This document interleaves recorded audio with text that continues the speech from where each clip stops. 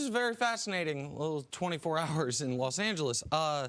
First of all, what he said is wrong. The NBA is not about the right team peaking at the right time. That's the NFL. The NBA is not about that. The NFL typically is. The NBA is typically about the best team.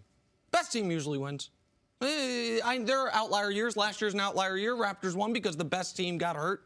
Previous 2, 3, 4, keep going. 9 of the last 11, the best team won. 2 of the years, you could say injuries determined it. 1 of the years, LeBron was the best player on the best team in Miami, and he had a horrific NBA Finals, and the Mavs came in the back door. But usually it's about the best team. But you can't say that when you're like the 6th best team in the NBA, so you say it's about peaking at the right time. But can we show the clip of Kawhi? Because that was a very fascinating moment that you pointed out, Jenna. Kawhi Leonard showing frustration, because I think this is a very telling moment. And so here's Kawhi, last moments of a late game. There's a miscommunication. He's very upset. Vinny, you watch a lot of basketball. Who does who does that remind you of? Who does that look like? It's an honest question, because it reminds me of someone. Who is that, what, LeBron? Yeah, that we've seen LeBron do that for years, right? And it's almost like once you have the pressure of some people saying, erroneously, but saying you're the best player in the world, and the pressure of, oh man, one of my teammates is hurt, and another one of my teammates isn't back yet, and some other guys are underachieving and not playing up to my standard. We've gone through 28 lineups. Oh, it's almost like it's a little harder to just be stoic, cool, calm, and collected, because you're starting to realize, oh no, if the team fails, it's all going to be blamed on me. And you can't be robotic, and you can't be stoic, and the emotion starts to seep through. And I think Kawhi is feeling the pressure, because they've decided to play this year like it don't matter. And now it's going to be very interesting when they end up, as I said before the season, as the 4 seed, how much it doesn't matter that they've punted on the regular season. And by the way, they've lost 4 of the last 5. The one they won, oddly enough, Kawhi didn't play. So they lost 4 in a row with Kawhi. But he's the best player in the world. You said that earlier. I'm sorry, you said last year he was the best player in the world, that Giannis lost to him. So I'm sure you think they'll figure it out. I know you think they're going to win the title. And then I'm crazy. I'm sure that you have a ton of evidence from the 2019-20 NBA season to back that up. But Kawhi seems to be a little less confident than you, Vinny, so go ahead.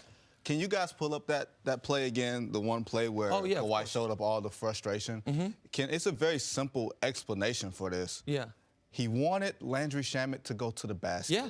He was saying, go to the basket. There's no big macro, oh, I can't do this by myself thing that you want to extrapolate on him. It's a simple basketball play, Nick. Does that happen a lot? Nick, guys don't make cuts they're supposed to make? No, it happens in this game where 3 is worth more than 2, and sometimes you don't take the bird in the hand. And Kawhi, and with 3 minutes left in the 4th quarter, you want to get 2 points on the board on the 3-on-1 fast break. It makes all the basketball sense in the world. Of course. But because of your anti-Clippers agenda, you want to make it bigger than actually what it is. The pass going out of bounds is not a big deal.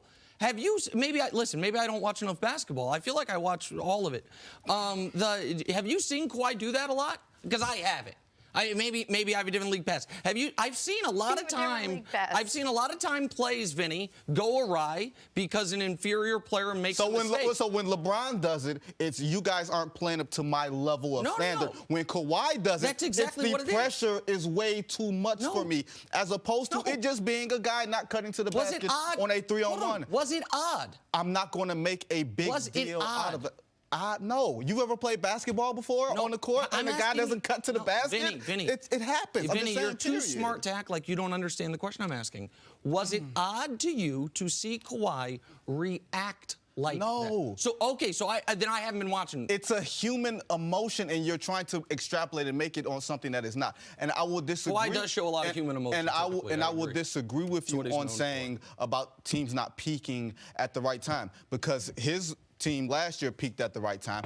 His first championship was the Spurs peaking at the right time. They had the best record, but they were playing better going into the playoffs. You just glossed that over real quick. His first championship, who had the best record in the NBA that year?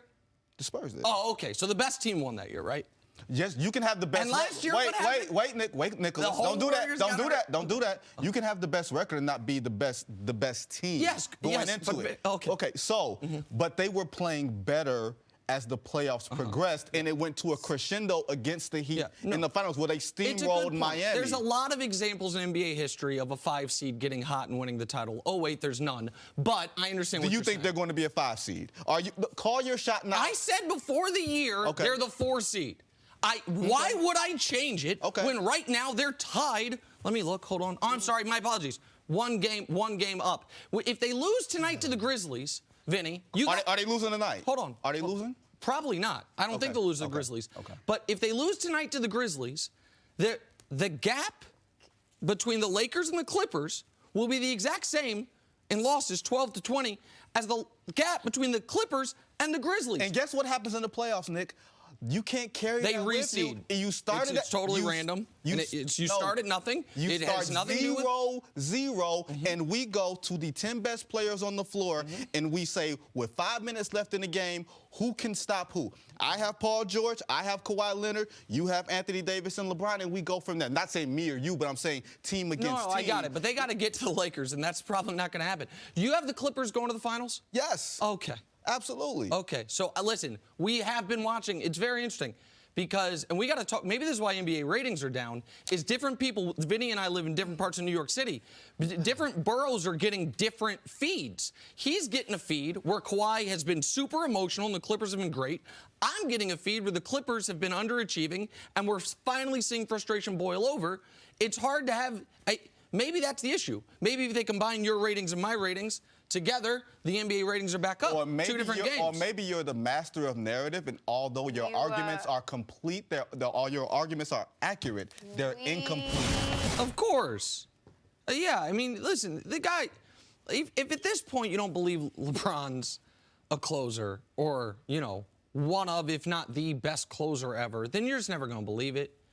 I mean, we saw the guy, Vinny, you saw it against your beloved Detroit Pistons when he was 22 years old. Beloved. I just give you a hard time because you're from Detroit. When he was 22 years old, the 48 special, scored 25 straight to beat a team that had been the crowning team of the conference. We saw him, that was in 2007, right? We saw him in 2018, 11 years later, hit 2 game winners, buzzer beaters, in the same playoff run. And by the way, one series against the 1 seed of the conference, the other series in a 7-game war where they needed every single bucket in all those wins. And if people still, I remember when he hit the 2nd game winner of that playoff run, the question was, has LeBron James finally proved he's clutch? It's like, okay. I mean, he just, another piece of evidence. He's hit more of these shots than anyone ever. He's hit more of these shots in the playoffs than anyone ever. He's the greatest Game 7 playoff performer this side of Bill Russell ever, statistically. We saw him hit a jumper to win a Game 7 of the NBA Finals. We saw him hit a free throw to clinch a Game 7 of an NBA Finals. And we saw him put together the greatest 3-game stretch in basketball history, all in elimination games against the greatest regular season team in NBA history. So, yeah, is he the closer for the Lakers? He'd be the closer on any team at any era. So, yes, of course, he can be the closer for the Lakers. Doesn't always mean he's the closer by shooting it. Sometimes he passes it like he did to George Hill, Game 1 of the NBA Finals a couple of years ago. That didn't end great when he missed the free throw. But, yeah, of course he's the closer. Of course. There's a lot of variance in LeBron being this great closer in the way that there aren't for the other quote-unquote great closers in basketball. You talked about that George Hill play. You don't put that play in someone else's hands with the game that he was having at that point in Game 1 of the NBA Finals. You don't get a guy a layup? No, you don't. Okay. No, you don't. Okay. You have 6'3" on you. You bully him, and you do exactly what he had been doing to that point, which I thought almost was LeBron's greatest game that he had ever played. Might be. You don't put it in someone else's hands. I'm not going to quibble with you because I feel like that's splitting hairs, and that almost comes across as being a hater, which I'm not.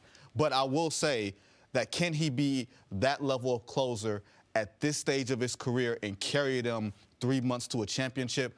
I would not want to bet on that because the wear and tear on his body and the responsibilities that he's going to have to have. When you're going to have to guard guys for 2 halves, 30-plus minutes a game. You're going to guard Paul George, guarding Kawhi Leonard, and then have to close at the end of games. To me, I feel like that is too much to put on a guy. Not saying LeBron James can't handle it, but 17 years, 35 years old. Isn't he doing that needs now? more. But it's a difference in doing it in the regular season compared to doing it in the playoffs, where 82 games are one-game exhibitions, essentially. 7-game playoff series where the margins are a whole lot more thin, and you cannot have that variance then there anymore. are no closers. If he can't do it, then no one can do it. I didn't say he couldn't do it. I'm saying, do you want LeBron having to have all of that responsibility and then close late in games? I guess in theory, then no one should have all the response. Like, who are these guys where there's not the variance?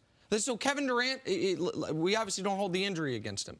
But I'm old enough to remember his second to last year in Golden State, the 2 games in the playoffs against Houston, where he was nowhere to be found on the final possession and took criticism for it. I'm also old enough to remember with KD the beginning of the series against the Clippers last year before he went on that amazing run.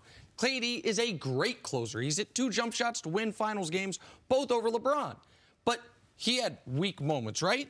Giannis has not had these great closing moments in the postseason. Steph has had a lot more bad ones than good ones. Harden has had a lot more bad ones than good ones. Kawhi, your best player in the league last year, closed the NBA Finals. Closed the final 2 games, one in which they lost, one in which they escaped, going 16 of 40 from the field and 3 of 12 from 3. His 2 worst games of the finals were games 5 and 6. So who is the best closer? Wait. Did he just mention Kawhi Leonard and talk about closing and not mention the series clinching shot from the corner? I wasn't mentioning for any of the guys. Once they're again, great accurate moments. but not complete. No, he did. In round 2, he hit the game winner in game 7. And here's what I'm saying. If we're talking about LeBron being the greatest closer ever, one of the greatest closers ever, here's what I will say when the air is thin. When you're saying that he's the greatest player ever, greatest closer ever, here's a counter about me saying that you don't want him to have all of this extra weight on him because of the advanced years and because of his body. Magic Johnson, great closer. Didn't have to worry about defending anybody, really, because of the team around him. Michael Jordan, greatest closer ever, greatest player ever. Later years, he had Scottie Pippen as someone who could guard the Reggie Millers, the Penny Hardaways. No, Michael was guarding Clyde Drexler. Michael was guarding his position. Don't do that. Scottie wasn't ready. Okay. What I'm saying is Michael in later years had someone at a comparable position who could take on a load to where he only had to do it the last 6 minutes of the game. Okay, but just real quick. If you're asking LeBron to do this for 35 minutes a night, 3 or 4 playoff rounds, you're asking for him to run out of gas. It's going to be 42 minutes a night, and he's never run out of gas before. But I'm just curious. He never ran out of gas before? No. Okay. He had no. Listen, to be fair, he had the 2011 finals, and if you think that was exhaustion, I'll take it. I'd love to call that exhaustion. That was just choking. Yes, correct. But I'm just curious, instead of history, because I shouldn't have brought that up, the history comment, who's the best closer in the NBA today? Today. Right now? Right now. The guy who led his team last June. Not the guy who didn't make the playoffs last year. So say it. I want you to just say it on television. Who is the best closer in the NBA today? We have the date of the show right there. It's February 24th, 2020. Bring the camera here. Bring the camera here. Yeah. Bring the camera here. Kawhi Leonard is the best closer in basketball. Okay. Today is February 24th, 2020. Kawhi Leonard led his team past the Golden State Warriors in the previous NBA Finals. Kawhi Leonard, since he started playing basketball, since Kawhi Leonard has become an elite player, has won 2 championship rings and 2 NBA Finals MVPs to LeBron James's 1. So if we're going to talk about who's done it more recently, better, you can honestly make the case that Kawhi Leonard is better at closing than LeBron. Okay, I'm glad you made that case. That is thrilling. And I cannot wait No to further tweet it back to you No in 2 further months. questions, Your Honor. I cannot wait. This case. Thank you. Thanks for watching. Subscribe here to get the latest from the show. Also, be sure to check out more of the best clips from First Things First, or go watch a few segments from our other shows on FS1.